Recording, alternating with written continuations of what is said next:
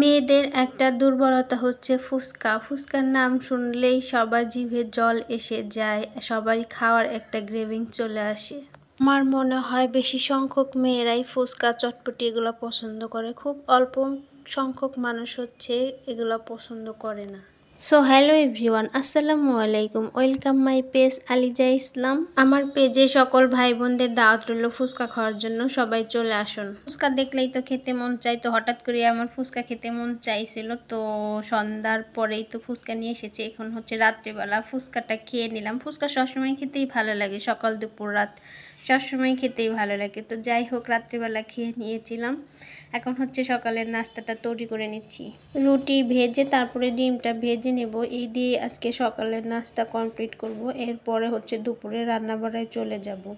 সকালে রান্না হতে না হতেই আমি দুপুরে রান্না বসিয়ে দিই, কারণ যে পরিমাণ গরম পড়ছে এই গরমে রান্নাঘরে দুপুরবেলা টিকাই যায় না। এমনিতে অনেক গরম রোদ, আর রান্নাঘরে আরও বেশি গরম, একদম আগুনের তাপে একদম থাকতেই পারি না। তাই আমি চেষ্টা করি সকাল সকাল রান্নাগুলো শেষ করার জন্য। সকালবেলা নাস্তাটা করেই দুপুরে রান্না বাড়ার জন্য চলে এসেছি। আজকে একবারই রান্না করে রাখবো, কারণ বারবার রান্না করতে আমার এখন আর একটু ভালো লাগে না। এমনিতেই আমি একটু অসুস্থ, 3 বেলা রান্নাঘরে এসে রান্না করতে আমার খুবই বিরক্ত লাগে। তো আজকে অনেকটা বেশি করে রান্না করে রাখবো। এখানে পাঙ্গাস মাছ দিয়ে লতি দিয়ে রান্না করব। পাঙ্গাস মাছ আবার আমার মেয়ের বাবা খায় না, এই জন্য তার জন্য আমি কয়েক পিস মাছ ভেজে নিলাম। সে ভাজা মাছ দিয়ে ভাত খেতেই বেশি পছন্দ করে। তো এখানে পাঙ্গাস মাছটা আমি কষিয়ে নিচ্ছি।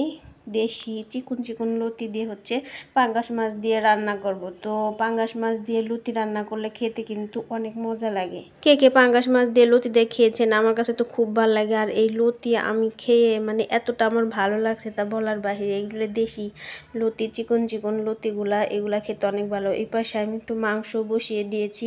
বললাম না এক চোটে রান্না করব, আজকে দুপুরেও রান্না করব না আর রাত্রেবেলাও রান্না করতে আসবো না, এই জন্য একবারেই সব রান্না করে রাখতেছি।